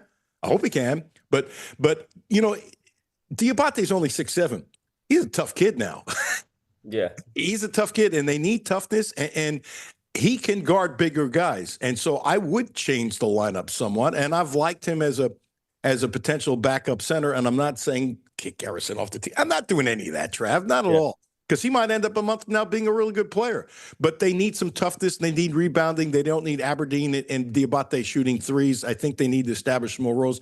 But I like him as a backup. You're frowning at me. Okay, tell me I'm wrong. No, I love what you're saying because that's kind of how I am. And when I was coaching, I did this a lot. I would try unconventional maybe a little bit because I like skill guys out there a lot. And playing Diabate at the 5, I think would cause is a real mismatch problem for other teams. Now, then you got to look at who is he, what type 5-man does the other team have? Can he, can he guard that? What's your rebounding look like? But it could create a really, really mismatch problem at the 5 spot for some people. And I've even said this, and again, Mark Pope knows this team way better than I do and anybody else. He understands it. I thought it'd be interesting to see Yelovich at a 5 sometimes. He's got the size. He may not have the physicality, but you're talking about a pick and pop 4-5 man could cause some real problems. We see it all the time. Because none of our 5s shoot it right now. None of them shoot the 3, right now. But, that could be an interesting lineup. Again, you're giving up something to get something, but it's an interesting deal. I'm with you. I did that quite a bit to see kind of what it looks like. And it just gives you different looks. And there's, sometimes it depends on what the other team's doing and what they look like. But yeah, I'm with you. Diabate has a big role on this team. He's going to be a big part of the success because he is I think the most physical, aggressive player. He's the most versatile. We're sitting here saying he could play the 5. I'm not against him bringing the ball up the court. He doesn't need to be playmaking a lot, but he can do so many things on the court to help a team be successful. That's what he did at Alabama last year, more as a role player. Now, they weren't asking him to go out and say, hey, we need you to get 14, 15, 16 points a game. And not that Kentucky's doing that, but he was really, really good in his role last year. And by the way, he said, I'm from New York. I can bring the ball up. That's what he said. Yeah. Thank you. Thank you for your time. I took too much of your time. No, I enjoy it. Great. I appreciate you tremendously. Bless you, man. And if you want, you make the final statement. Make sure I get this right. I know I do. Travis Ford said the sky is not falling. This team can still be fixed. It can still be a great year. Yeah. Losing's never fun. It stinks. And what makes Kentucky basketball so great is everybody cares about every single game. And that's what makes Kentucky basketball so special. But especially in the day and age of the portal, every year is going to be a little bit different based on how many players you have returning, and things like that. And some years, it's just going to take a little bit longer to a team to maybe reach their potential than others. And I think this is the definite, and there's reasons behind that with this team. It's I think because of where all these players were last year on this team to now what they're trying to accomplish, They're new roles within a new team, and they're just still trying to figure it out, and they will get there. Bless you, man. Hopefully you'll join us down the road again. You got any more games you're doing? Anytime. Not anytime soon. Not anytime soon. So just enjoying going to games and different things like that. And so, yeah, just spending some time with family now. So Good. Now, I bet you should consider the fact that since you have stepped out of coaching, have you gotten any more gray hairs? Is it all due to coaching, and now you're not adding any more gray hairs? no more right now. Yeah, this is a lot less stressful. That's for sure. So, hey, man, I think the world of you. Thank you so much. My pleasure. Thanks a lot. See you soon. Okay, man. Travis Ford, that was great. Jimmy, that was bullseye. It was unbelievable, his thought process. With the star, I hadn't thought of that, and I should have. I hadn't thought of that. Scale of 1 to 10, that was a 10. And, he didn't disagree with me one time. Did you notice that? I did notice that he knows basketball. He should get into basketball.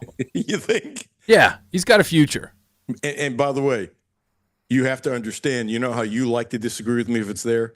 Trust me when I say this, he's stronger. We go back a long way. A long way. You know what I didn't use? I should have used it today. The picture, and I will the next time he's kind enough to join us. The picture of him, I love this picture. It's one of the great sports pictures. Him as a little kid, I'm guessing, I should have asked him. He's 3 or whatever, and he's sitting underneath his dad's chair, Eddie, who recently passed away. He's sitting under his dad's chair while his dad is coaching a game. It's one of the beautiful, beautiful shots. Yeah, it's not even Thanksgiving. Do I think this can still be a really good season? I do. Does the team suck right now? Absolutely. Absolutely. But it can change. It can change. These guys got to look in the mirror. It is very fixable. Before we go to break, I want to say something about Randy Burke. We weren't best friends. The times I dealt with him, he couldn't have been nicer to me. An executive with Channel 27 forever. Really good dude. Really, really good dude. To know Randy, everybody liked Randy. He had an okay career at Kentucky, and I'm putting it this way because they didn't throw the ball a lot. So his numbers were actually pretty good. And he was a guy that nobody – this would have been – Jimmy, I'm telling you, if Mel Kiper was doing stuff back then, before he went to one of the All-Star games – nobody in the world would have said this is going to be a first-round draft choice. Nobody in the world would say he'd be a fifth-round draft choice because he had great hands and he could run. Okay, but he played on a team that ran the ball. Would he have been in somebody's camp or a late draft choice? Probably. Well, Jimmy, he goes to one of those bowl games, and he catches more passes in that bowl game than he did for the season, if I remember right. And boom, he's a first-round draft choice.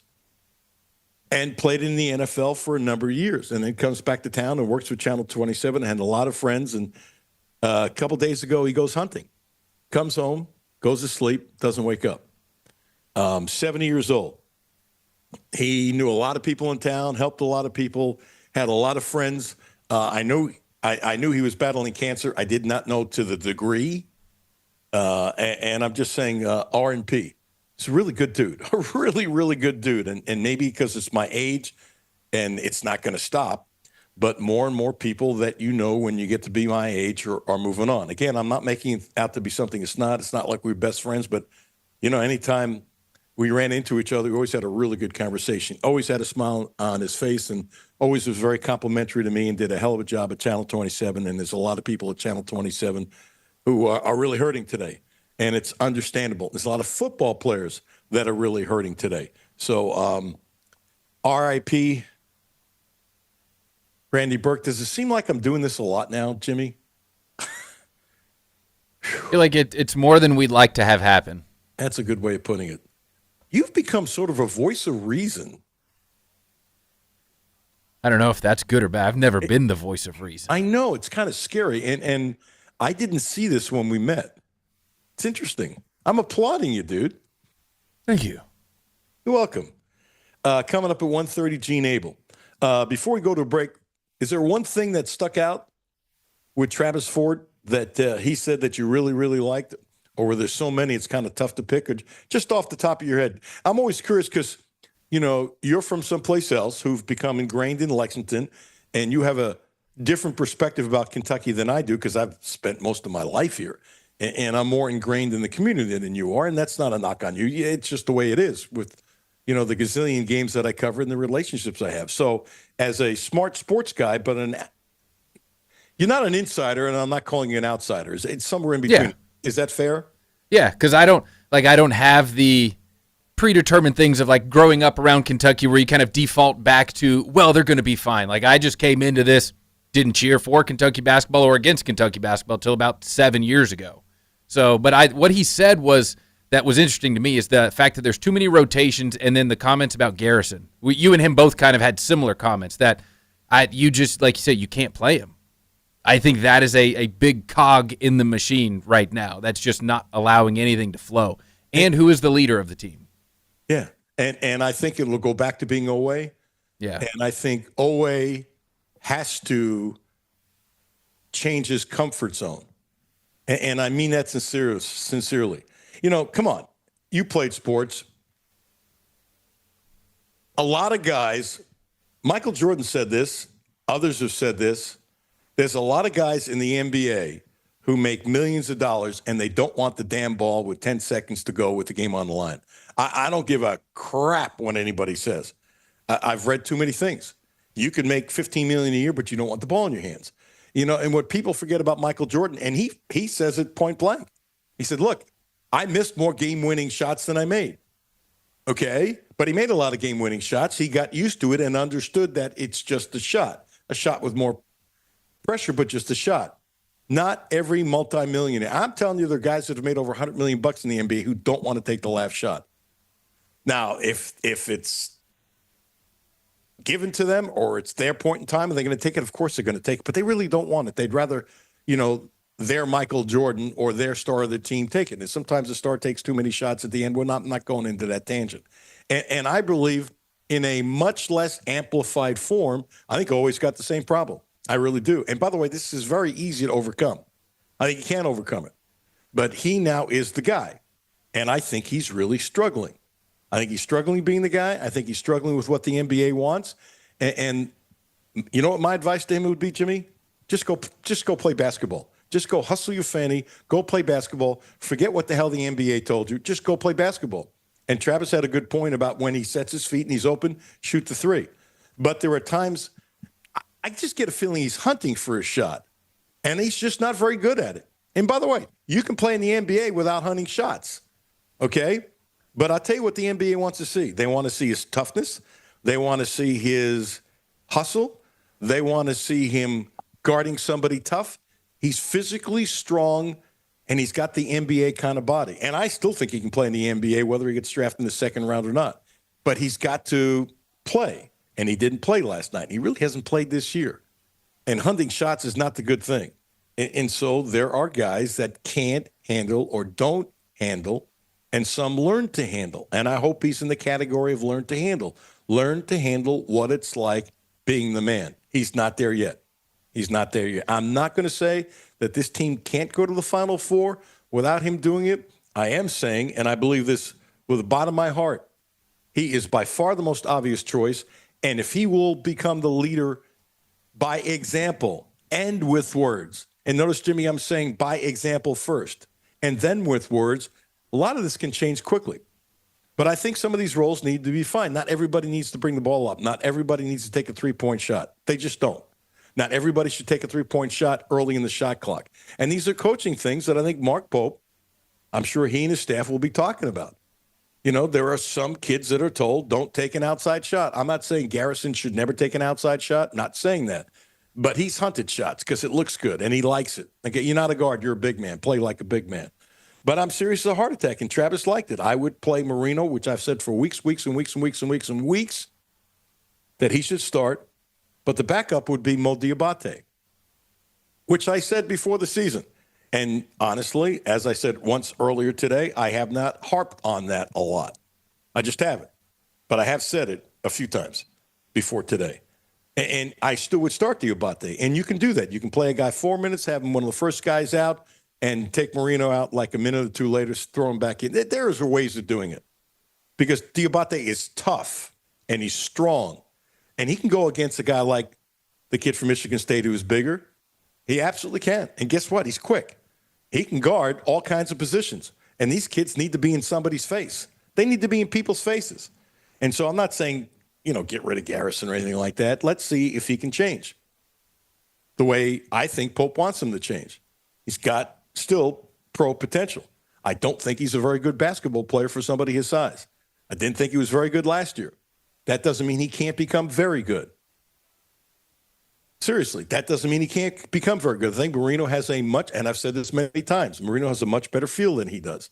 He just does. He just does. And that's more of a credit to Marino than I am ripping Garrison. But, he's 6'10", 6'11", whatever. It'd be nice to be 6'10", 6'11", whatever. And he needs to play like a big man and with ferocity and throw his body around. So,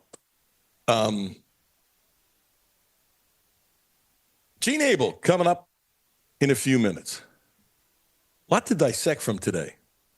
A lot to dissect. Terry Page. Terry Page. Not a very good, a great licensed massage therapist. She's helped me tremendously in Lexington on Thursdays and Fridays, in Butler, Kentucky on Monday and Tuesdays. She's at 2035 Regency Road, Suite 3. There are 2 Suite 3s. One says both sides. Anyway, you can find the place. The point is, she's been great for me. And she dives into problems. And sometimes, almost all the time, I'm just going to tell you, massages aren't as much fun as you think they are. But the help I've gotten have been absolutely, unequivocally spectacular. I'll walk in, she'll say, "What are we working on today?" And she dives into it. And she's helped with the swelling of my feet and some other stuff. It's crazy how much she's helped. Check her out. 859-373-0578. 859-373-0578. Thank you, Travis Ford. That was great. Thank you, Stephen Peake. Hey, Stephen, listen to me. Don't fly out of Newark anymore next time you go to New York. Try JFK or LaGuardia. I'm telling you. Alan Cutler, 1300 AM, 92.5 FM. No Filter Radio with Alan Cutler, brought to you by Quantrell Auto Group. QuantrellForLife.com.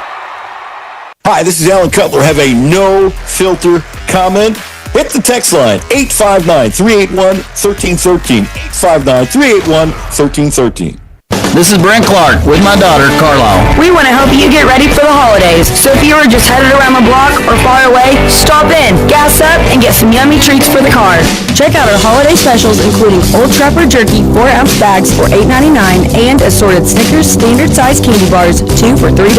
So no matter where your holiday travels take you, stop in any Clark's Pumpkin Shop and get stocked up on holiday candy, and thank you for being a customer. Clark's Pumpkin Shop. Return, refresh, refuel.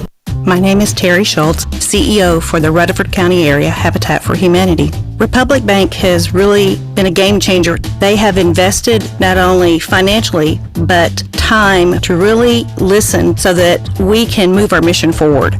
What I like about Republic Bank is they've come in asking, what are your needs? And I don't know that you get that any other place. That's Terry's story. Now let's get to work on yours. Republic Bank. Time to thrive. Member FDIC. Hi, this is Alan Cutler. The Quantrell Auto Group has a great deal for this month. Subaru. The Outback is special, so check this out. 0%. That's right, 0% interest for 36 months. And if you want to spread it out to 72 months, 1.9%. What a deal. 0% interest for 36 months. Don't forget, the Quattro family of dealerships is the right place to get your next Subaru, and they promise you the best in sales, service, and no gimmicks.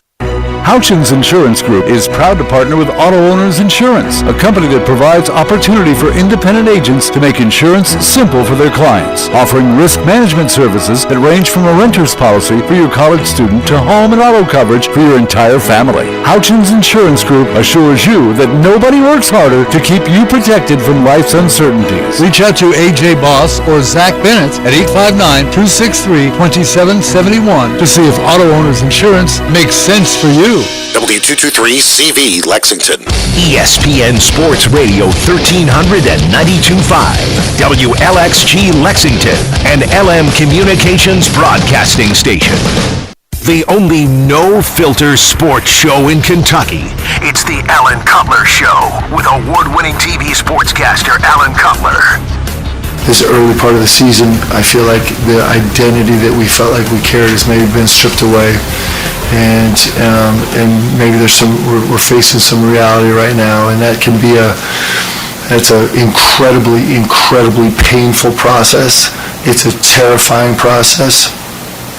If you treat it right, it can be a galvanizing process, and that comes down to an issue of the character of your organization. I think the character of our organization is terrific, but it's being tested in a big way right now, and we'll either answer the bell or not. And that's the beautiful thing about sports. You either get it done or you don't. Right now, we're not getting it done. Right now, they're not getting it done. Good afternoon. Hey, Kim, do me a favor. Point at me. Point. Now, we got the A team now, okay? So, Kim, I haven't seen you in a long time. Come to the mic for a second. Kim was in the office next door, or if you don't know, because she's in the studio that she never uses. And so we've had, through the years when I was doing the show in studio, we've had some funny conversations. She's wonderful at what she does. And Jimmy had to step up. So you're pinch hitting. How are you, kiddo? You good? I'm doing good today. Doing good. Okay. It's a beautiful day. It is a beautiful day. So I'm texting you. I don't know if you have my number, but I'm texting you my number in case I need to text you about something. And Gene will be coming in. Gene Abel, probably about 3-4 minutes early. When he comes in, give me a thumbs up, put him in, and we'll just start talking. Jimmy had to go. Kim is in the house. All good. And I really stand by this. The sky hasn't fallen. Does it suck right now? It's a bad basketball team right now. Really. And I have no problem saying it's a bad basketball team, and I'll tell you why. When you have this kind of expectations and you put this together with a roster of 22 million or whatever, right now they're bad. They're really, really, really bad. They stink right now. I'll just say they suck right now. But that doesn't mean they're going to be bad January 15th. And by the way, I believe that. I absolutely believe it. But as Travis said, and I've been saying, okay, you play good against Loyal, good defense. That's not being negative. You play good defense against Loyola, you should be in your sleep playing good defense. If you play good defense against Tennessee Tech, you should be doing it in your sleep. So somebody like Matt doing compliments, hey, guess what? Play good D tonight. Stop it. Stop it. Now you play good defense against North Carolina and Gonzaga. Now that impresses me. You play good defense against North Carolina, Gonzaga, and Indiana. Now that impresses me. You play good defense against North Carolina, Gonzaga, Indiana, St. John's. That impresses me. And then, before you know it, at Alabama, January 3rd. At Alabama, January 3rd. And it's here. And Alabama is great. So, I wonder if there's anybody out there concerned about making the NCAA tournament. I wonder. I'm not. But I will tell you this, and this was first on my list. And it just went off really quick. And I mean this sincerely. And I don't mean this to be mean or anything else like that. The honeymoon for Pope is over. And by the way, the honeymoon couldn't last forever, but the honeymoon is over. And here's another thing. It's interesting. Some of the stuff I had high on my list just didn't get to yet because my list was so long, it's ridiculous.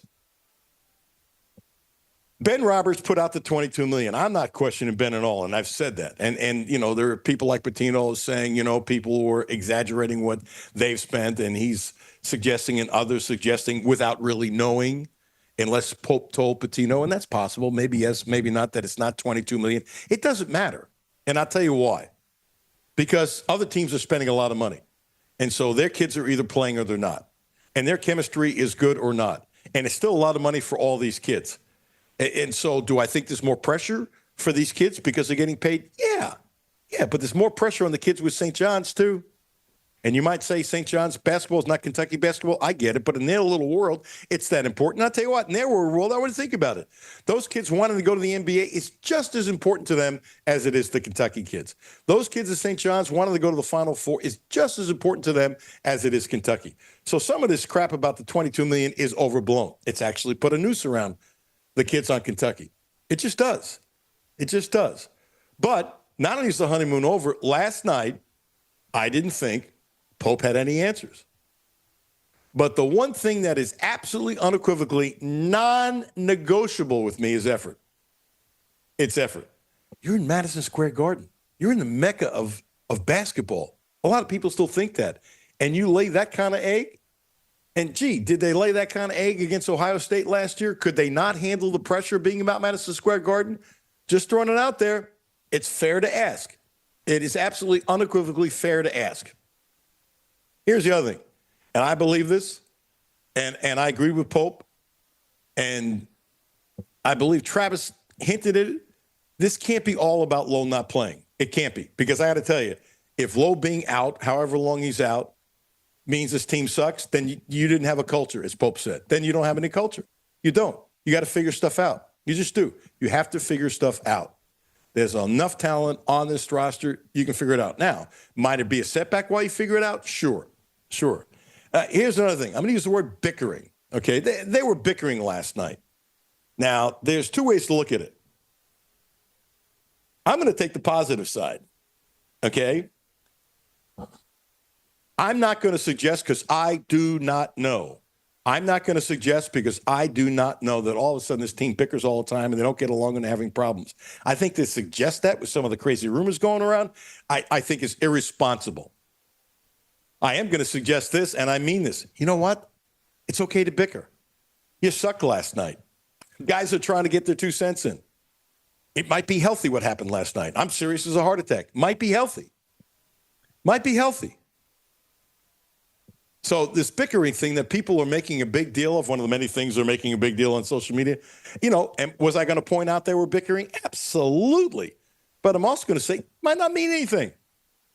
Come on, these guys, some of these guys are really good friends. What did Marino say? And I don't think he was full of crap, that he was getting to go to New York City, play Madison Square Garden with his best friends.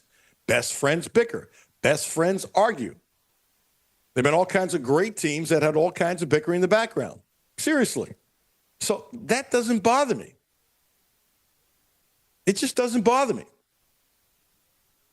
And Pope was honest, and I like when he said, right now I am not doing a good job coaching them.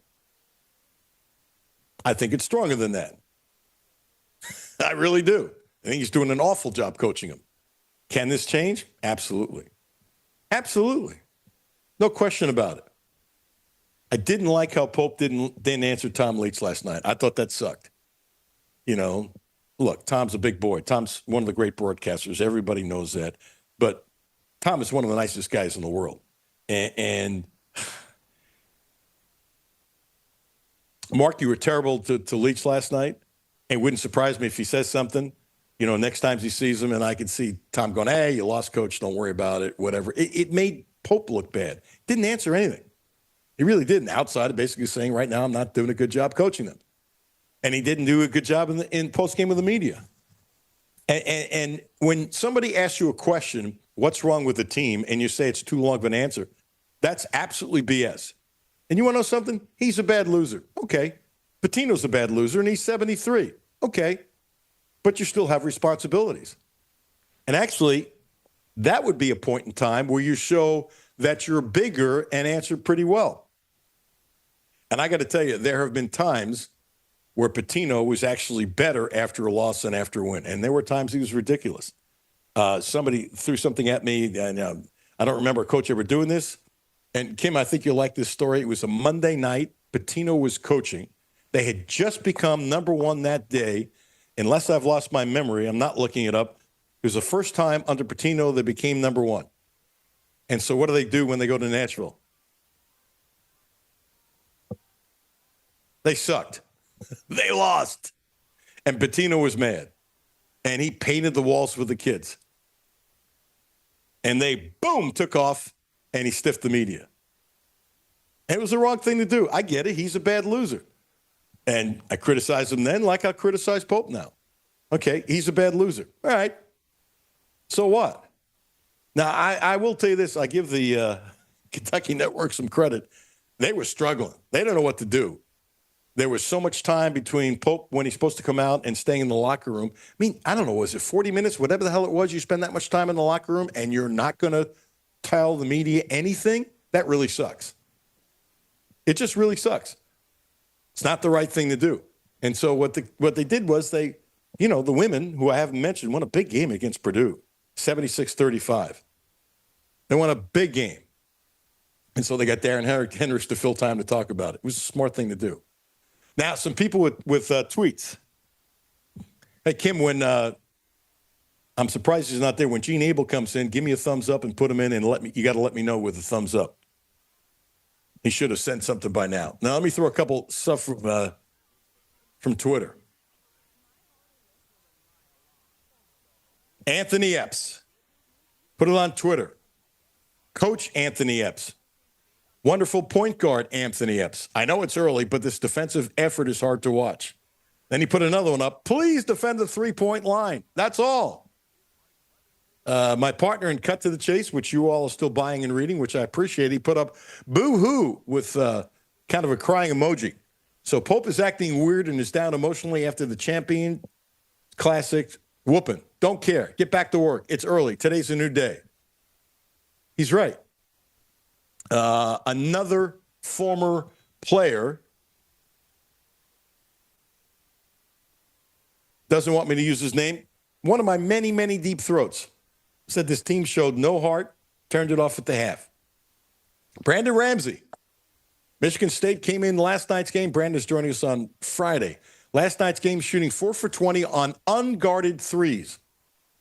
They went 3 for 6 against Kentucky. That is bad luck and something you just have to deal with. Interesting. Another deep throat. Well, that performance last night was very concerning. No team chemistry, horrendous shot selection, 5 people play as individuals. What was even more concerning were Pope's post-game comments. He may actually be in way over his head with the job. That's how some people feel. Ladies and gentlemen, without further ado, Kim, thanks for putting in long time now retired, outstanding, respected sports editor of the Lexington Herald Leader, who got more gray hairs after watching last night. Probably not. Gene Abel. Hello, Gene. How are you, buddy? Good. There's nowhere to go with the gray hair. It's all there now. Yeah, well, you and I are white. Yeah. I have nothing to say to that. I think gray left town for both of us. That's correct. A long time ago. So, I don't think the season's over. I think as a team right now, they suck. But that doesn't mean they can't be much better before the end of the season. That doesn't mean they can't figure this stuff out. I thought Pope was kind of clueless last night. I have this pet peeve when I don't see effort. To me, that's inexcusable. It's inexcusable. When always said he didn't have effort. Travis Ford had a really good point where he said only one guy on this team started for his team last year, and that was Owe. And I thought that was interesting. I hadn't thought of that. And I wonder, let me throw a couple things out, and then, Gene, I want you to go. I wonder if somebody like Owe is struggling with his new role as a leader. And I wonder if some of these guys who came from the Floridas and Alabamas and whatever now as a starter, I wonder if they're not handling it well. I am standing by this. I've said for weeks and weeks and weeks and weeks and weeks and weeks, I would not start Garrison. I've been saying it forever. Now it's become popular. I would start Marino. And I mentioned this early, and I haven't harped on it, so I have to be honest. But Mo Diabate would start, but he'd also be my backup center. He's only 6'7". He's really tough. He's a rebounder. I don't want him shooting threes. He can guard Michigan State's 6'10" guy. He's tough. He can guard him. He can absolutely guard him, and they need more toughness. And right now, Garrison is awful. That doesn't mean he's an awful player forever, but right now he's awful, and he doesn't deserve to play. Maybe in mop-up, maybe, you stick him in for 2 minutes every now and then and see what is said by Pope or the staff to him, how to change. But right now, he's giving you nothing. Gene Abel, your thoughts about last night? There was a whole lot of food you just threw on the table there, Alan. I don't think the season's over. I think there's plenty of time. I do think I agree with something. I think you said the honeymoon is over. I think Mark Pope now, we're going to find out a lot in the next few months. I think this is a place he really, I don't know that he's ever been as a coach. He knows Kentucky fans, but Mark Pope was here during what Rick Pitino referred to as the Camelot. It was pretty good then. What he's going to get now is different than what Mark Pope has seen, and he's getting it. And they're trolling him, and he's really getting hammered, and that's too bad. But it's not unexpected. I think they've got a lot of work to do. If it's me, I start with defense. They're terrible on defense. They don't. I mean. You don't turn anybody over, and you don't really guard anybody, and you get killed on the board. You don't have much of a chance. They're giving, Michigan State's a terrible three-pointing shooting team, but if you let any college player just stand out there wide open and set his feet, he's going to make some shots, and that's what they did against Louisville. They played under and let good shooters shoot. They got to get better on defense. I think it is a legitimate question, which it was when this roster was built. Do they have shooters? You look at the starting lineup, or enough shooters. You look at the starting lineup, Chandler can shoot. Tell me another shooter that's in the starting lineup. Come off the bench, Noah definitely has a reputation to shoot. He can shoot. He's not playing very confident right now. Cam Williams, who's actually a guy I would like to see play more, came in as a reputation as a shooter. He's actually the only one I still see get on any NBA boards. But do they have enough shooters? I think that's a legitimate question. That sort of the shooters open it up for what OWA does best, which is go to the hole and drive and go downhill. I think the point guard thing is an issue. I don't think Aberdeen is a true point guard. I think he's good. He's a good player. He's a good athlete. But then behind him, maybe Jasper can happen and get better. I think Jasper does it. I'm a big Jasper fan. He can score. Playing point guard as a college freshman in the SEC is going to be tough. They got a lot of work to do. What it boils down to, and I think we're going to find out a lot about Mark Pope in the next couple of months. I don't think they're as bad as they looked last night, and I don't say that in hope. I don't hope like a lot of fans do. It's just not my style. It's not me. And I like how Travis put it. He said they weren't as good as they showed against Purdue, and they weren't as bad as they showed in the exhibition against Georgetown, and it was somewhere in between. And but was in between. You also had the Georgetown game and the Louisville game, so you get 3 out of 4 games against quality opponents if you count the exhibitions, or 2 in regular season. Yeah, one, you're right, but 2, he made this comment before the Louisville game. But you're absolutely right. You're absolutely right. I wonder how much struggling is going on internally with these kids, because they didn't look like they had fun. And if I didn't know better, let's put it this way. If I didn't spend over half my life in Lexington, Kentucky, and I was just a fan in New York or Boise or Albuquerque and doing what I did and retired, and I'm watching Kentucky, I know what my first thought would be, and I'm not saying it was true, but it was in my notes, the word pressure. It looks like that these guys don't handle pressure well. One more, and then I want you to go. When I say that, because last year's kid had this thing, and it was talked about ad nauseum, that they needed to show to themselves that they were good enough to play at Kentucky. I think these kids have the same thing in a different manner. You might have won a national championship in Florida, but one of the reasons why you left was money, and you have a bigger role here. And these kids need to prove that they're ready for a bigger role, and I think they're struggling with it, and I think they're struggling tremendously. And Travis Ford pointed out very aptly that you got only one guy who was a starter on their team last year. That's Owe. That's huge, Gene. I'm not sure that I'm ready to say they're not ready for the pressure. I do think it is different when you're in a different role now. You're playing at Kentucky, and most of them haven't started before. I'm going to ask something else. Can we say the same thing about Mark Pope? I think what I saw Mark Pope last night, he's in a place I'm not sure Mark Pope has been very often. This isn't BYU, and this isn't where he's been before. That was going to happen sooner or later at Kentucky, but is the pressure a little tougher on him right now? Is he feeling it? It looked to me like last night he sort of was, and I'm not saying that negatively. The question is I think he's done his whole career as a player and most of his life. Will he bounce back? And I think he will, and he'll come back stronger than ever. But I think the pressure is not just on the players, and that doesn't mean they can't adjust to that and get used to it and get better too. But you don't want this thing to keep going downhill every time they play a good team. Agree. And by the way, I could be wrong about the pressure. I'm just looking at what I saw on the court last night, trying to take an outside view. I'm going, these guys can't handle the moment. The bickering stuff doesn't bother. I'd be upset if they weren't bickering a little bit. That would bother me more. I've never heard any reason to think they don't get along. But it is an adjustment. They're all in a different place, and there's big expectations. Well, that's part of coming here. And you know what? Correct. There are some kids, and I'm not going to say it's anybody on this team, but there are some kids, and you know it, who are better off playing at Eastern Kentucky. There are some kids who are better off playing at Maryland. There are some kids that are better off playing in Santa Clara. There just are, and there's nothing wrong with that, and that doesn't make anybody bad. And what I saw last night, I saw indecisiveness, and it looked like they weren't handling the This is Madison Square Garden, okay? This is like the Mecca. You know, Rupp loved for a long time until they had the gambling issue. He loved going to Madison Square Garden. Loved it. You know that. Loved it. It was Madison Square Garden. Now, Madison Square Garden today isn't what it was like, 60 years ago, but it's still really big. It is.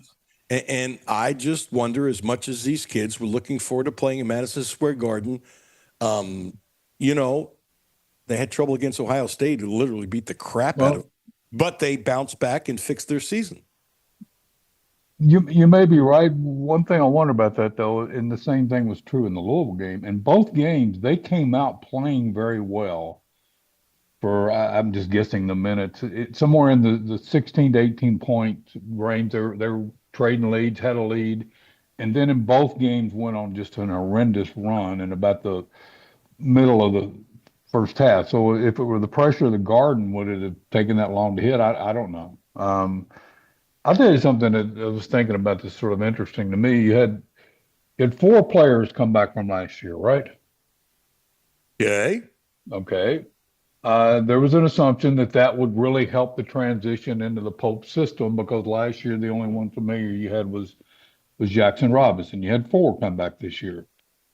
Of those 4, and you know who the 4 are, Chandler has gotten, I don't know, he's a whole lot better than he was at the end of last year, but he's a lot better when he came in. But that was also expected because of the 2-year layoff, right? Yeah, So I have to think he's a whole lot better than last but year. he has made a jump. Yes. And the other 3, same, better, worse? No, and it's a really good point, because Pope pushed hard last year, that in year 2, in my system, guys get much better. Garrison, who I didn't think was as good as a lot of people thought last year, is obviously much worse.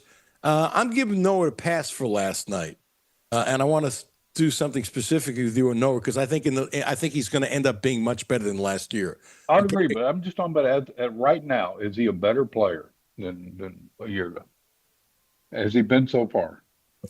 Because of his ankle being out, I don't think we've seen enough yet. I do think he's better, but I think he wasn't good last night. I would say yes with him. I would say yes with Chandler. I would say absolutely way worse for Garrison. And I would say, for now, way worse for Owe. But it hasn't looked to be the advantage that was sort of expected to this point. And maybe they're the ones that are now going to step up and take leadership and tell the rest of them how it works. But I haven't seen that advantage kick in to this point. I agree. So let me throw this at you, and I'm not picking on Noah. I'm not. But to me, one play personified these guys being tight. To me, these kids were so tight, they couldn't make decisions. They got a 2-on-1 break. The defender was actually sliding for the pass to be made. Noah knows how to play basketball. Noah has a good feel. Noah's a good shot. And as he's passing the ball before it's picked up, I'm screaming to myself, no. He had an open lane to the bucket for a layup. Yet he thought he had to do the team thing and pass. It was a horrible decision. Horrible decision.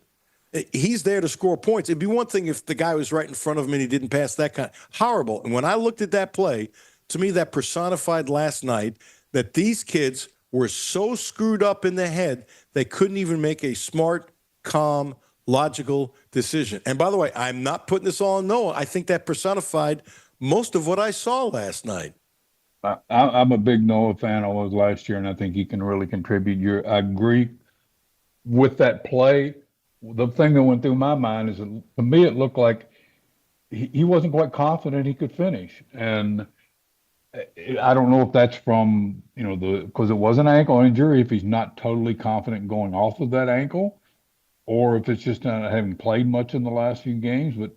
And maybe it was just a poor decision. To me, it just didn't look like the Noah that I remember that played fearless, that I'm going with this.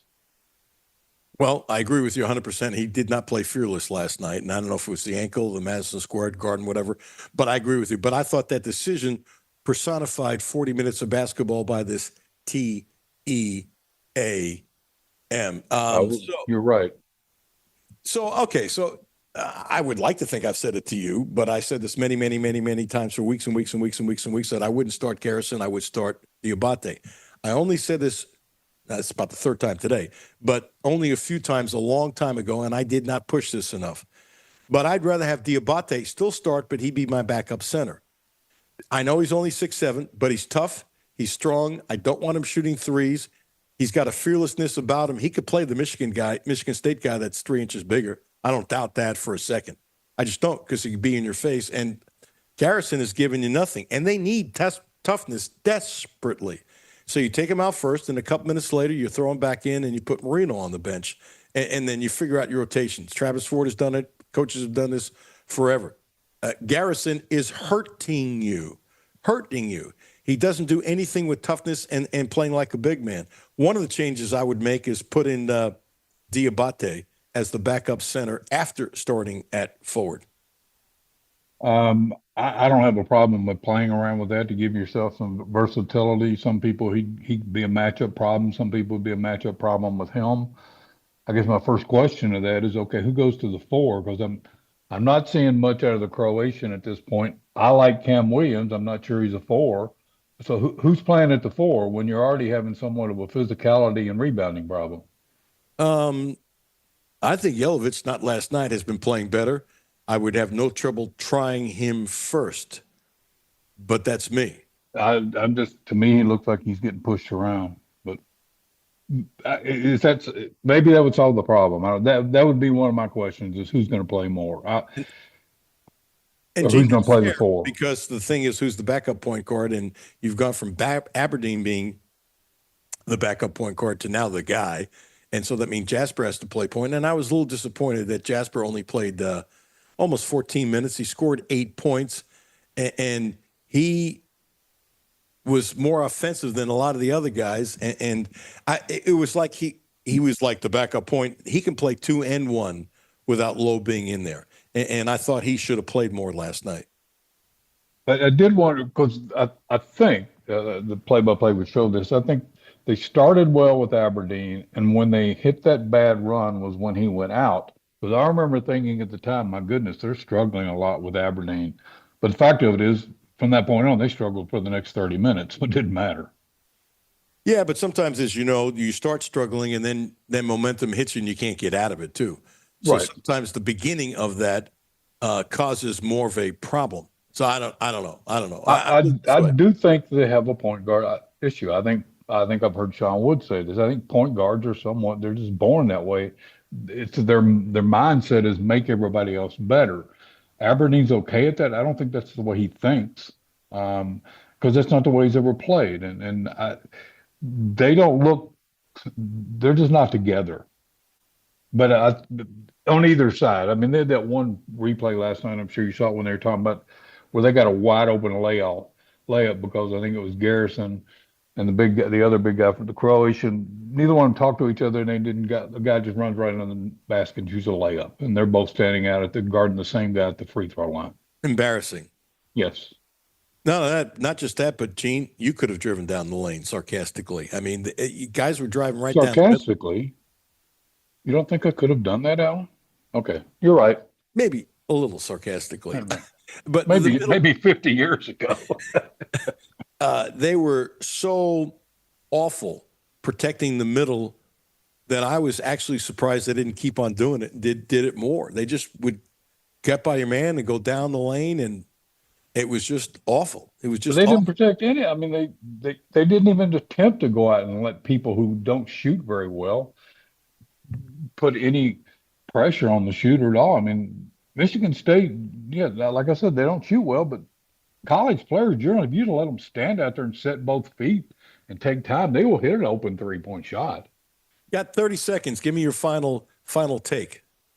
My final take is Kentucky's got a big football game this week, and didn't think that's what we'd be talking about right now. Mark Pope's got a lot of work to do, and I think we're going to find out a whole lot about him in the next few months, and I think it's a key period for him and the program. You have confidence that they can beat Vandy? Because I actually do, and I might be naive, nor do I think it's going to be easy. I am very impressed with what they have done the last few weeks, and I think Mark Stoops deserves a tremendous amount of credit. I still think Vanderbilt is probably a little better at home in a big game. And Vanderbilt's got a pretty nice resume. I mean, their losses were against good teams. I'm going to give an edge to Vandy, but I will not be surprised. I expect Kentucky to go in there and play them really tough, and I expect it to be a good game.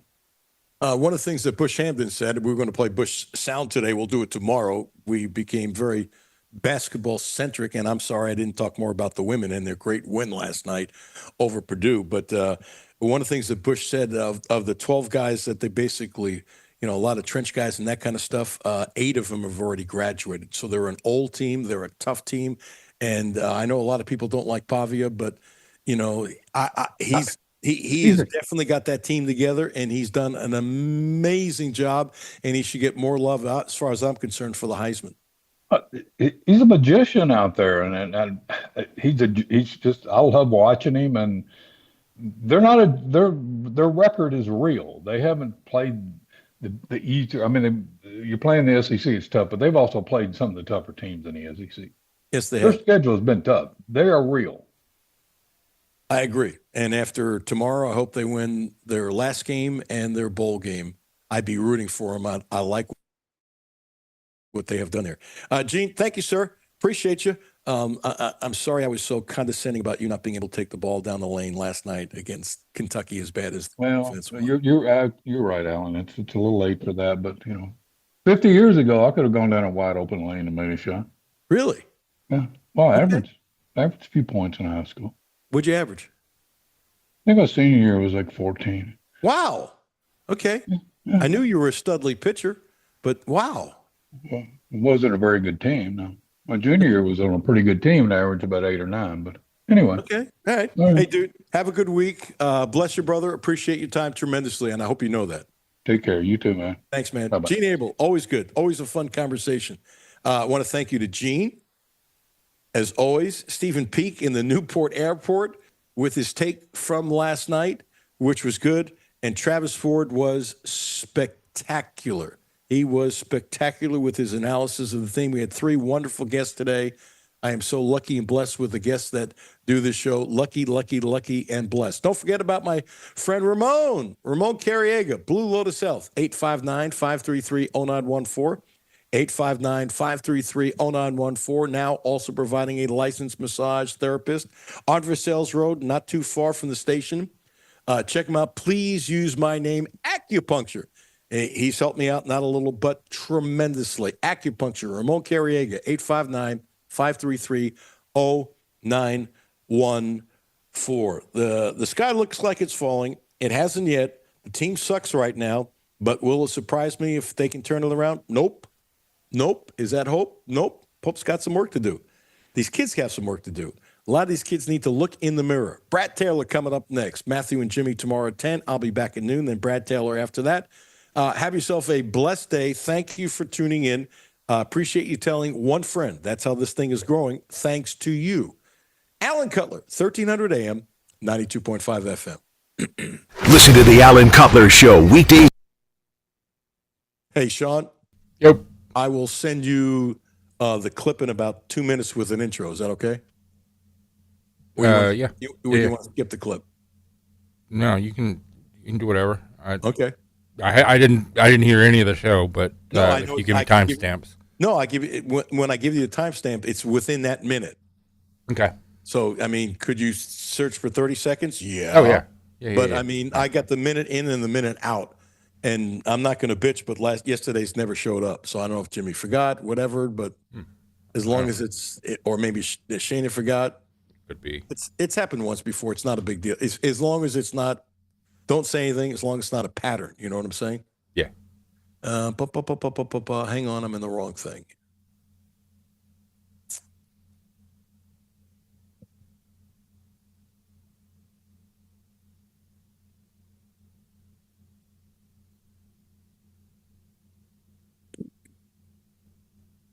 This promo, if you could run almost 1 million times, seriously, when you hear, would make sense. Okay. Hi, this is Alan Cutler at 1300 AM. Did you step on that? Yes, I did. Oh. Shut up. I've always wanted to say that to you. Turn your mic off. I really enjoyed that, Sean. After you were so nice to help me today, what a turkey I am, right? I deserve that. I really deserve that. I can't deny that. Hi, this is Alan Cutler of 1300 AM and 92.5 FM. Pope Live. Pope Live press conference. Pope's press conference live on my show. Starting out 1300 AM, 92.5 FM. Hi, this is Alan Cutler. 1300 AM, 92.5 FM. Pope. Pope's press conference live on Thursday. Pope's press conference live on Thursday. See ya at noon. Alrighty. Thanks, dude. And I'll send this to you right now. Cool. See ya. See ya.